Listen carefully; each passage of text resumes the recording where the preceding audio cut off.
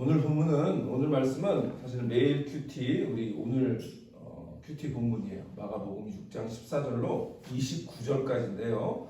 좀 길어서 앞부분만 읽었습니다. 오늘 말씀의 제목은 두려움인가 담대함인가. 두려움인가 담대함인가. 우리 영어로 말하면 fear or boldness. 두려움인가 담대함인가. 오늘의 이야기는 세례 요한이 죽음을 당한 이야기입니다. 목 베어서 죽임을 당하는 이야기가 그 하반절 20절 이하에 나오는데요. 우리가 잘 아는 얘기니까. 근데 오늘 본문의 얘기는 우리가 헤롯 왕이 있는데요. 신약 성경에는 헤롯이라고 하는 이름의 왕이 이름이 많이 나와요. 헷갈리시면 안 되는 게 맨 처음에 예수님이 태어나셨을 때 헤롯 왕이 있죠. 그 헤롯 왕은 헤롯 대왕을 말하는 거예요. The Great, the Herod the Great이라고 불려요. 그 헤롯 대왕인데 그 헤롯 대왕이 아들이 몇 명이 있었어요. 그 아들이 이제 이 헤롯 대왕이 죽은 다음에 아들들이 그 대를 이어서 통치를 했는데 그 통치를 이렇게 갈릴리 지역, 유다 지역, 사마리아 지역 이렇게 나눠가지고 왕들에게 나눠서 통치를 하도록 그렇게 한 거예요. 그러니까 그 아들들의 또 이름도 헤롯 대왕의 아들이라 똑같이 헤롯 왕이에요. 그러니까 성경에서 헤롯이 이렇게 말하면 이 어떤 헤롯인지 우리가 잘 알아야 돼요. 근데 오늘 이제 이 마가복음 6장에 있는 헤롯은 누구냐면 헤롯 대왕의 아들 중에 헤롯 안티파스라고 하는 헤롯 왕이 있어요. 헤롯 안티파스. 근데 이 헤롯 안티파스가 굉장히 욕심도 많고 굉장히 아주 야망이 많은 그런 왕이었는데 이 사람이 자기 이복 동생 헤롯 빌립이 있어요. 이 헤롯 빌립이 아내 이름이 헤로디아예요. 근데 이 헤로디아가 아마 미인이었던 것 같아요. 근데 자기 동생의 아내하고 사랑에 빠져요. 그래서 그 자기 동생이 죽자 그 헤로디아를 자기 아내로 맞아요. 그러니까 그 당시에 이 헤롯 가문은 원래는 이두메 사람, 이두메가 뭐냐면 에돔 사람을 말해요. 이 에돔 사람 쪽이었기 때문에 이방인이었어요. 그런데 유대교로 개종을 하면서 유대인들에게 이제 인정을 받고 그 유대 지역을 다스리게 된 거예요. 그러니까 이 유대인으로서 볼 때 이 헤롯의 행위가 부정한 거예요. 그러니까 모든 사람들이 다 수근수근 거리는 거예요. 저 헤롯 왕이 저 불륜을 저질렀어. 저 동생의 아내를 취했어. 이렇게 막 불륜을 저지르니까 그 중에 그 가운데에 그 당시에 가장 핫한 인물이 누구였냐면 세례 요한이었단 말이에요. 이 세례 요한이 광야에 나가서 회개하라. 천국이 가까웠느니라 그렇게 복음을 전하는데 그런 소문이 들리니까 이 헤롯 왕이 그렇게 동생의 아내를 취했다고 하는 소리가 들으니까 그거에 대해서 담대하게 헤롯에게 그 아내를 취한 것이 잘못된 것이다 그렇게 지적을 한 거예요. 그런 걸로 인해서 누구에게 미움을 받았겠어요? 이 헤롯도 미워했겠지만 헤로디아, 그러니까 이 헤로디아라는 여자도 야망이 많은 여자였던 것 같아요. 자기가 그냥 자기 원 남편이 죽자마자 그냥 그 이복 형 헤롯 안티파스한테 가서 결혼을 하는 걸 보면 그러니까 이 헤로디아에게도 미움을 받은 거예요. 세례 요한이. 그러니까 어떻게든 저 헤로디아는 이 세례 요한을 죽이고자 했던 거예요. 그런데 마침 좋은 날이 오는 거죠. 그게 오늘 우리가 읽지 않은 그 이하에 21절 보세요. 21절 오늘 읽지 않은 부분을 보면 마침 기회가 좋은 날이 왔으니 어떤 기회? 세례 요한을 죽일 기회. 곧 헤롯이 자기 생일에 대신들과 천부장들과 갈릴리 귀인들로 더불어 잔치하였어요. 이 잔치를 크게 자기 생일 잔치를 하는데 사람들을 다 초청해서 그러니까 자기 아내가 이 헤로디아가 자기 딸을 시켜서 그 남편 앞에서 춤을 열심히 아주 잘 추게 했죠. 그리고는 헤롯이 기분이 좋으니까 네가 원하는 게 뭐냐? 내가 이 나라 절반이라도 주겠다. 그러니까 이제 그 헤로디아가 이미 딸하고 작당을 해서 무엇을 원하는지 물어보면 내가 세례요한의 목을 원한다고 얘기해라. 그 세례요한의 목을 갖고 와서 결국 소반에 담았다. 얼마나 끔찍한지 몰라요. 생일잔치상에 또 목을 베가지고 참 희한한 사람들이에요. 어쨌든 그래서 세례요한이 그렇게 죽임을 당한 거예요. 그 이야기가 오늘 본문입니다. 이 본문을 통해서 오늘 말씀을 전해야 되는데 저도 고민을 좀 했어요. 도대체 이 본문에서 어떤 은혜를 우리가 받을 수 있을까 그랬는데 제가 가만 보니까 오늘 본문을 보니까 자 14절을 보시면 이에 예수의 이름이 드러난지라 이렇게 시작하죠. 이에 예수의 이름이 드러났대요. 그러면은 이게 지금 어떤 상황이냐면 이에는 뭐냐면 이 때문에 이런 뜻이죠. 이 때문에가 뭐냐면 이 때문에 그 앞이에요. 이 때문에가 자, 그 앞에 보면 몇 절이냐면 7절부터 보세요. 12제자를 부르사 둘씩 보내시며 더러운 귀신을 제어하는 권능을 주시고 그러니까 둘씩 12명을 6 팀으로 만드신 거예요. 그 6팀으로 어딜 보내신 거예요? 귀신을 쫓는 권능을 주시고 내보내셨어요. 복음을 전하고 가서 병든 자를 고치고 귀신을 쫓아내라. 그리고 보내셨어요. 그리고는 이제 몇 가지 이제 지시사항, 뭐 지팡이에는 갖지 말고 뭐 2벌 옷도 입지 말고 뭐 이런 얘기를 쭉 하셨어요. 그리고 나서 12절에 보니까 제자들이 나가서 회개하라 전파하고 많은 귀신을 쫓아내며 많은 병자에게 기름을 발라 고치더라. 이 얘기가 나온 거예요. 그러니까 제자들은 예수님께서 부르심을 받고 나가서 귀신을 쫓는 권능을 예수님께서 주셔서 나가서 무슨 복음을 전하는 거예요? 회개하라 복음. 회개하라의 복음이 뭐예요? 그 천국 복음이에요. 세례 요한도 이 유대 땅에 와서 처음 외친 첫 마디가 뭐예요? 회개하라. 천국이 가까이 왔느니라. 그 말씀 전했잖아요. 예수님도 회개하라. 그러니까 지금 제자들도 똑같이 회개하라. 천국이 가까웠느니라. 이 복음을 전하고 또 병든 자도 고치고 귀신도 내어 쫓는 일을 한 거예요. 그러자 뭐예요? 이에 예수의 소문이 이름이 드러난지라 이렇게 시작하는 거예요. 오늘 본문이. 자, 그런데 이 얘기를 듣고 헤롯이 속으로 이러는 거예요. 회개하라? 어디서 많이 듣던 얘기인데? 회개하라는 내가 죽인 그 세례 요한이 외쳤던 그 소리인데 세례 요한이 다시 살아났나? 이렇게 생각한 거예요. 그러니까 이는 헤롯 왕이 듣고 이르되 이는 세례 요한 죽은 자 가운데서 살아났도다. 그러므로 이런 능력이 그 속에서 일어나니라. 이런 능력은 뭐예요? 귀신을 쫓아내고 병을 고치고 복음을 전하는 이런 능력을 제자들이 가서 막 소문이 난 거예요. 저는 요 짧은 구절을 보면서도요. 자, 그럼 우리가 예수님의 제자라고 우리 지난번에도 2주 동안 제자 훈련도 하고 제자 교육했는데 우리 예수님의 제자인데 과연 지금 2000년 전하고 우리하고 뭐가 다르길래 2000년 전에는 제자들이 물론 제자들도 실패할 때가 있었어요. 근데 요 구절을 보면 제자들이 나가서 뭐예요? 복음 전파를 열심히 잘한 거예요. 능력을 행한 거예요. 귀신도 내쫓은 거예요. 권능을 행한 거예요. 병자도 고친 거예요. 기름을 발라서. 그런 일들을 행했는데 오늘 우리가 제자들이라고 하면서 우리는 과연 이렇게 권력자들에게 소문을 낼 만큼 그런 일들을 행하고 있나? 이런 생각이 드는 거예요. 저를 포함해서. 이거 우리가 하나님 앞에 제대로 정신 차려야 되겠다. 이런 생각이 들어요.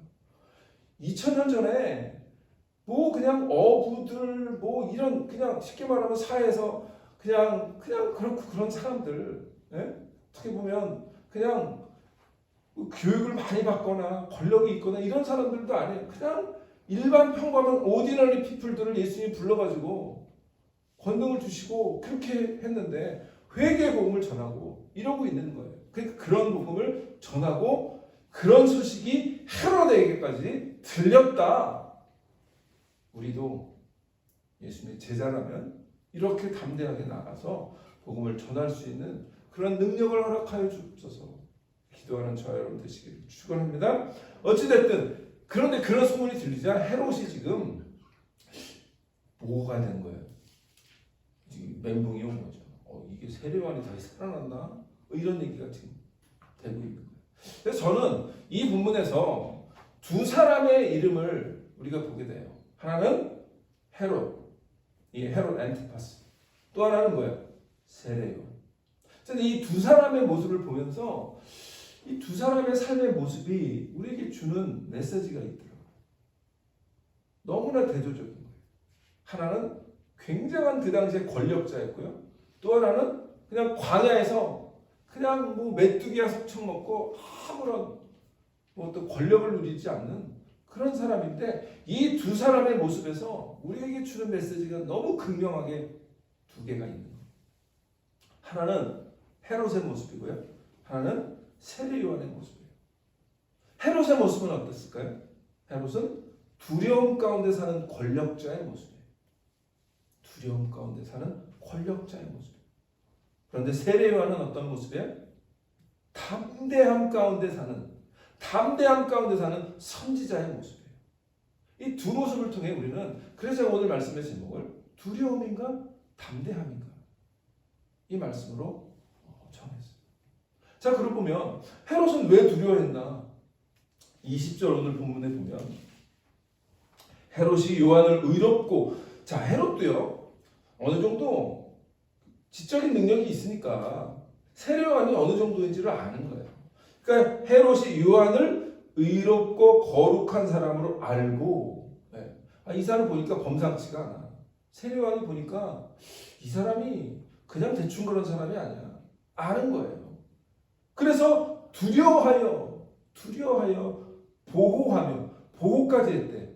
이거 뭐예요? 세례 요한에 적이 많았던 거예요. 왜? 세례 요한은요 그 당시에 뭐 가는 곳마다 회개하라고 외쳤을 거고, 그 당시 유대교 종교 지도자들에게 눈에 가시같이 보였을 거예요. 그러니까 예수님이 미움받은 거랑 세례 요한도 마찬가지였을 거예요.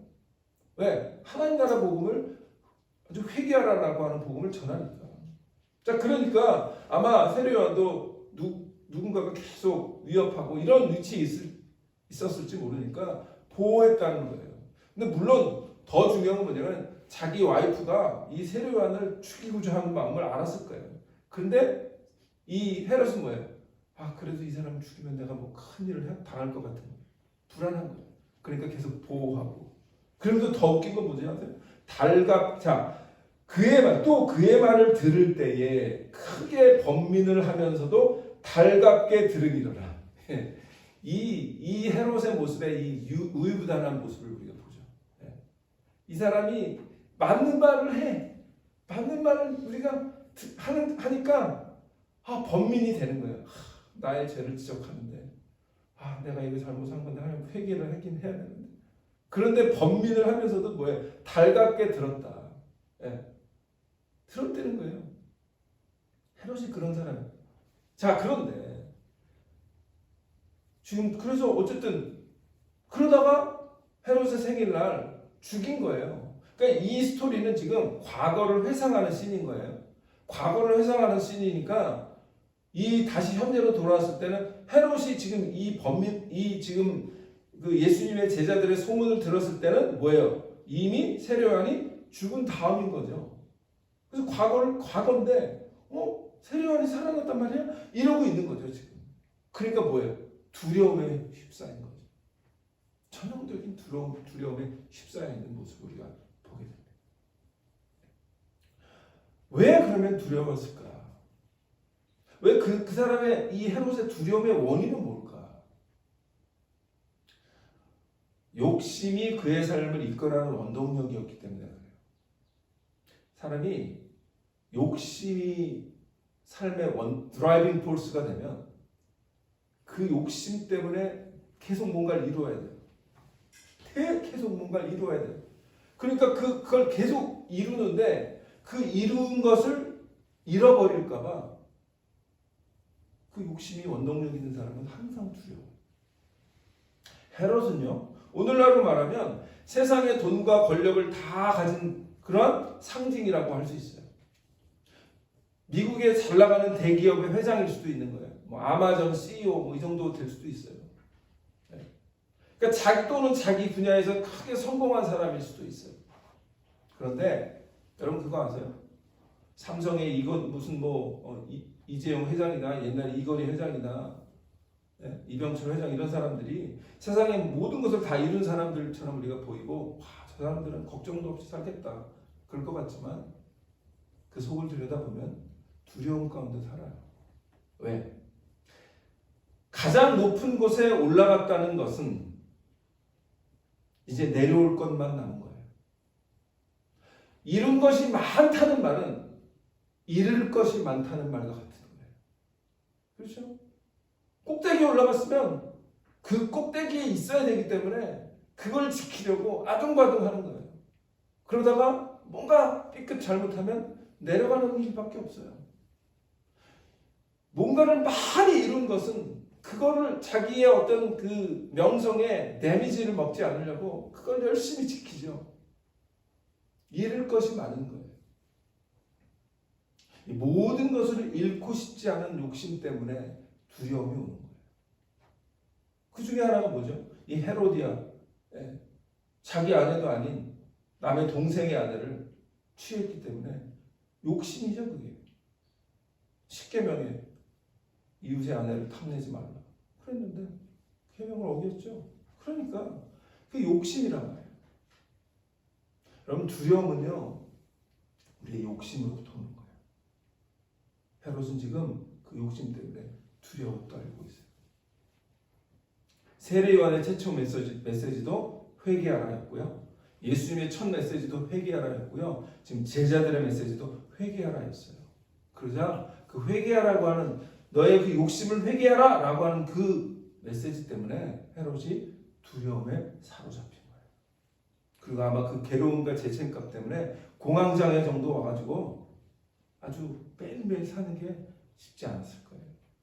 그럼 우리가 사람들 겉으로 보면 다 멀쩡한 것 같지만 속을 들여다보면 다 하나씩 문제가 있고 걱정거리도 있고 그렇죠.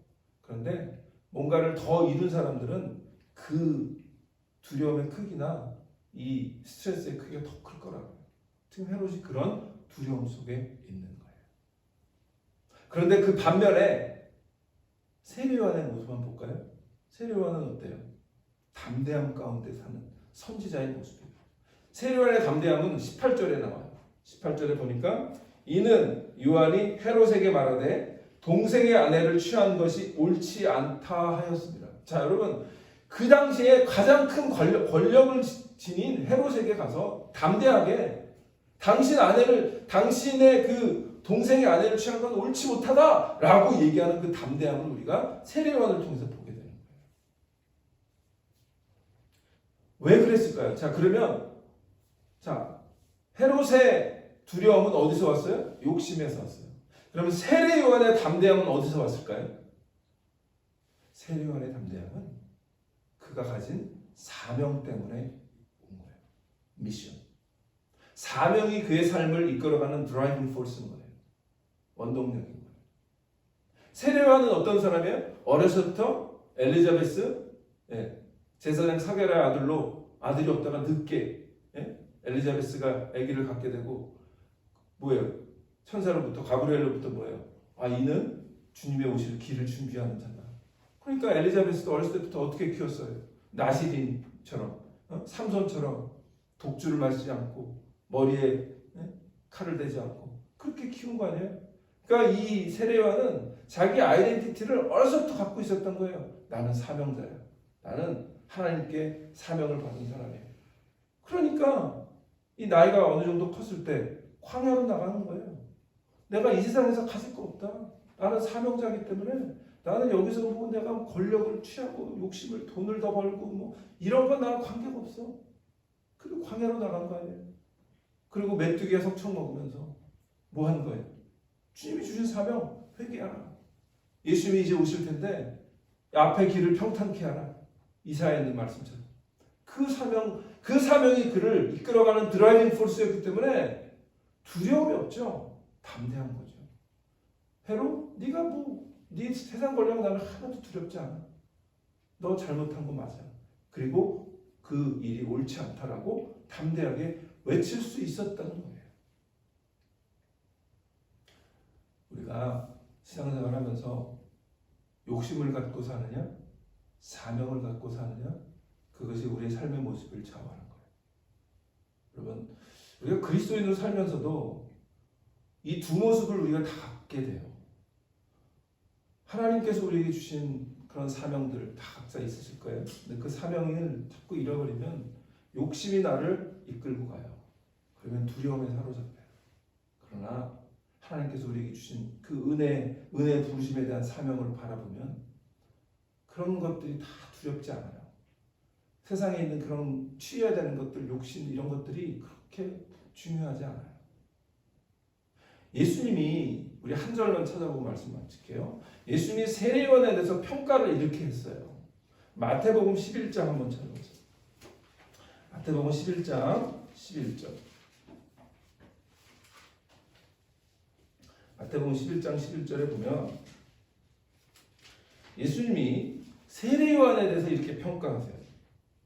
내가 진실로 너희에게 말하노니 여자가 낳은 자 중에 세례요한보다 큰 이가 일어남이 없도다. 그러나 천국에서는 극히 작은 자라도 그보다 크니라. 자, 이 말씀은 두 가지 의미를 가져요. 하나는 세례요한을 평가해 주는 거예요. 세례요한이 그만큼 여자가 낳은 자 중에 이보다 큰 자가 없다라는 거예요. 그런데 그 다음 구절은 뭐예요? 그 다음 구절은 그러나 천국에서는 극히 작은 자라도 그보다 크니라. 이 말은 뭐예요? 천국은 뭐예요? 예수 그리스도를 소유한 자를 말하는 거예요. 천국, 여러분 다 우리 천국 소유한 자 아니에요? 그러면 천국을 소유한 자에게는 지극히 작은 자라도, 나같이 별거 아닌 자라도 뭐예요? 세례요한보다 크대요. 그 의미가 뭘까요? 우리가 세례요한이 그 사명 하나 붙들었는데도 두려움 없이 살았다는 거죠. 담대함으로 살았다면 우리가 세례요한보다 더 클 수 있는다라는 거예요. 우리가 분명한 사명을 갖고 산다면. 여러분, 우리가 신앙생활 하는 거 주님께서 우리 천국 가서 그냥 구원받아라 이 정도로 우리를 구원해 주신 게 아니라 이 땅에 사는 사명을 우리에게 분명히 주신 거라고 믿습니다. 그렇다면 이 아침에 주님께서 나에게 주신 사명 분명히 있을 텐데 그 사명을 감당하면서 욕심에 이끌리지 않고 사명 감당하다가 하나님 부르심 받게 하여 주옵소서. 그 기도하는 저와 여러분 되시기를 주님의 이름으로 축원합니다.